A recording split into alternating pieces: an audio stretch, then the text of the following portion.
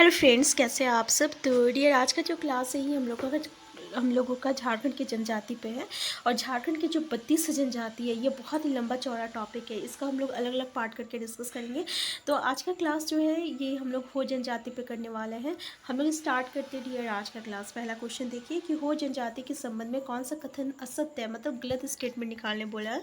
तो हो जनजाति की हो झारखंड की चौथी संवैधानिक जनसंख्या वाली जनजाति है, बिल्कुल सही है। और हो जनजाति जो है झारखंड में मुख्य रूप से कोल्हान प्रमंडल यानी पूर्वी सिंहभूम एवं पश्चिमी सिंहभूम एवं सरायकेला खरसावां जिला में पाया जाता है, ये भी बिल्कुल सही है। तीसरा का बोल रहा है कि हो जनजाति का संबंध प्री द्रविडियन प्रजातीय समूह से है। देखिए ये स्टेटमेंट बिल्कुल गलत है, क्योंकि हम आपको पहले भी ये चीज़ को बताए हुए हैं कि झारखंड की जो अधिकतर जनजाति है ना, ये आपका प्रोटो एस्ट्रोलॉइड प्रजातीय समूह से आता है।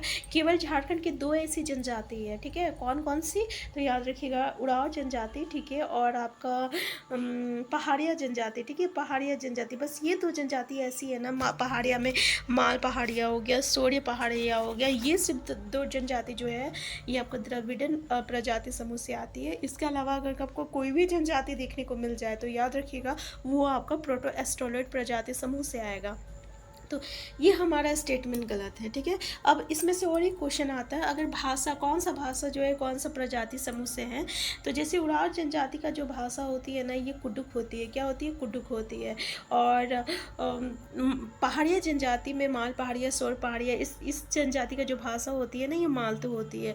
तो बस कुडुक और मालतो ये जो है ये आपका द्रविड़न भाषा में आता है, प्रजाति समूह से आएगा। इसके अलावा अगर आपको कोई भी भाषा देखने को मिल जाए, कोई भी भाषा देखने को मिल जाए, बस आप एस्ट्रोलॉइड लगा दीजिएगा, ठीक है ना। तो प्रोटो एस्ट्रोलॉइड है ना। तो हमें बस ये वर्ड याद करना, उपद, उपद मतलब हो गया उड़ाव, प मतलब हो गया पहाड़िया, द मतलब हो गया द्रविड़। उड़ाव जनजाति का जो भाषा है ये कुडुक है, पहाड़िया जनजाति का जो भाषा है ये आपका मालतो है, और द्रविड़ जो है ये आपका द्रविड़ प्रजाति समूह से है। यानी उड़ाव पहाड़िया जो है ये द्रविड़ प्रजाति समूह से है। क्लियर है।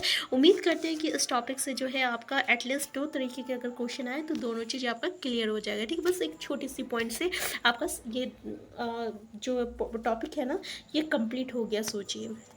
नेक्स्ट है, हो जनजाति में कितने से अधिक गोत्र पाए जाते हैं? 80 से अधिक गोत्र। तो देखिए बिल्कुल सही बात है, हो जनजाति में ना 80 से अधिक गोत्र पाया जाता है। नेक्स्ट क्वेश्चन है, हो जनजाति की युवा गृह को किस नाम से जाना जाता है?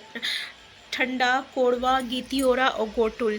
तो देखिए इसका करेक्ट आंसर क्या हो जाएगा। तो हो जनजाति का जो युवा गिरी है ना, उसको हम लोग गोती ओरा के नाम से जानते हैं। किसका? गोती ओरा के नाम से जानते हैं। ये जो है ना एक तरह का शिक्षण और प्रशिक्षण यहाँ से प्राप्त किया जाता है। जैसे स्कूल में हम लोग जो है शिक्षा प्राप्त करते हैं, वैसे ही हो जनजाति से रिलेटेड जो भी चीज़ें हैं ना आपको इसी युवा गृह से प्राप्त होता है, ठीक है। आंसर सी हो जाएगा। नेक्स्ट है आपका, हो जनजाति की सामाजिक व्यवस्था के संबंध में कौन सा कथन जो है सत्य नहीं है?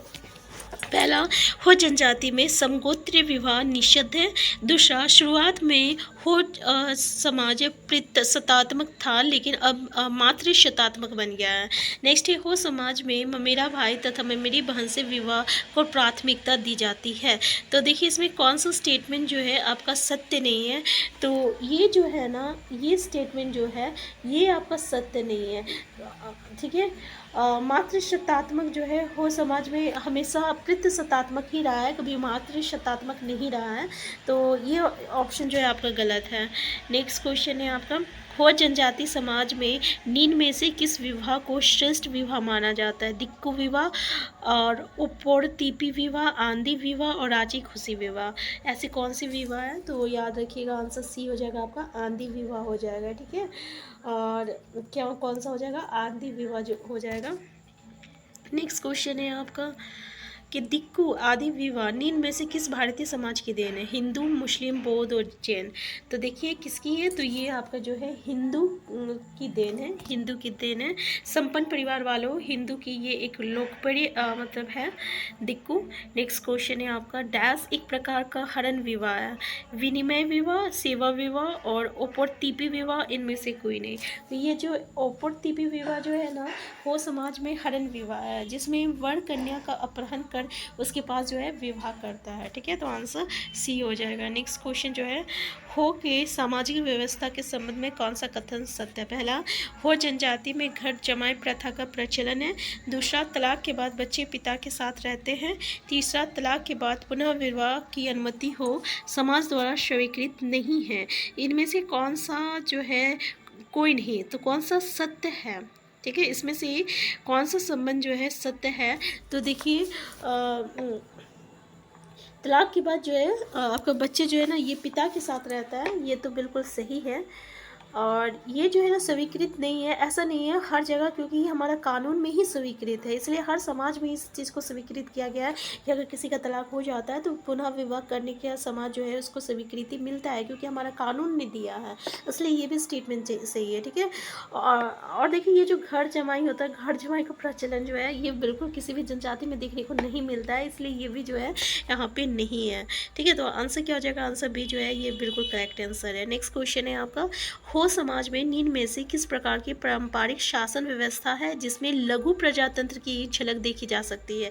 मुंडा शासन व्यवस्था, पढ़ा पंचायत शासन व्यवस्था, मानकी मुंडा शासन व्यवस्था और मांझी प्रगना शासन व्यवस्था। तो हो समाज में जो है आपका मानकी मुंडा पारंपरिक शासन व्यवस्था जो है देखी जाती है, और इसमें लघु प्रजातंत्र की झलक जो है हमें देखने को मिलता है हो समाज में। नेक्स्ट क्वेश्चन है आपका, हो समाज की सामाजिक व्यवस्था के संबंध में निम्न में से कौन सा कथन आपका सत्य है? पहला, हो गांव का प्रधान महतो कहलाता है। दूसरा, मुंडा का सहायक मानकी होता है। तीसरा, 7 से 12 गांव को मिलाकर एक पीर बनता है जिसका प्रधान मानकी कहलाता है। सभी कथन सत्य है। तो देखिए इसमें से कौन सा स्टेटमेंट जो है आपका सत्य है? तो 7 से 12 गांव को मिलाकर एक पीर बनता है। ठीक है, एक पीर, और इसका प्रधान जो है ये मानकी कहलाता है, ये स्टेटमेंट में बिल्कुल सही है। और पीर को न्यायिक प्रधान या पीर पंच कहलाता है, यानी ये भी कहलाता है। नेक्स्ट क्वेश्चन है आपका, हो समाज की अर्थव्यवस्था का मुख्य आधार निम्न में से क्या है? शिकार, कृषि, मजदूरी करना, इनमें से कोई नहीं। तो याद रखिएगा कृषि है, ये अस्थायी कृषक माना जाता है। कुछ हो जो है ये मजदूरी भी करते हैं, जैसे कि हरी में देखने को मिलता है, कुछ मजदूरी करते हैं, कुछ जो रहता है खेती करता है, कुछ व्यापार करते हैं। तो इसमें भी हो जनजाति का जो मुख्य पेशा है ये आपका कृषि है। नेक्स्ट क्वेश्चन है, हो समाज की अर्थव्यवस्था के संबंध में कौन सा कथन जो है सत्य है? पहला, हो दोन भूमि में धान की खेती करते, ये टाड़ भूमि में मक्का व आदि की खेती करते, ये टाड़ भूमि में मक्का और कुर्थी का खेती करते हैं। तो भाई ये सारा स्टेटमेंट बिल्कुल सही है, क्योंकि हो समाज की अर्थव्यवस्था जो है कृषि पर आधारित है, तो ये तीनों स्टेटमेंट जो है बिल्कुल सही है। ठीक है, नेक्स्ट क्वेश्चन है आपका कि हो जनजाति का सर्वप्रथम देवता निम्न में से कौन है? सिंह बोगा है, धर्मेश है, धार्मी या पौड़ी देवी है? याद रखिएगा इसका जो हो जनजाति का जो सर्वप्रथम देवता है ना ये आपका सिंह बोगा है, आंसर ए हो जाएगा। ठीक है, नेक्स्ट क्वेश्चन है, हो जनजाति की धार्मिक समाज एवं उनसे संबंधित देवता के संबंध में कौन सा सही मिलान कीजिए? पाहु देवता, ग्राम देवता, ठीक है, ओरी बोरम जो है ये आपका ये पहाड़ देवता, इसमें बोल रहे कौन सा संबंध सही मिलान है? ठीक है, इसमें पहाड़ देवता जो है ग्राम देवता ये बिल्कुल सही है, क्योंकि ओरी बोरम जो है ना हम लोग पृथ्वी देवता को कहते हैं, तो ये गलत हो गया। मरांग बुरु जो है ना, मरांग बुरु ये पहाड़ देवता को कहते हैं, ये भी गलत हो गया।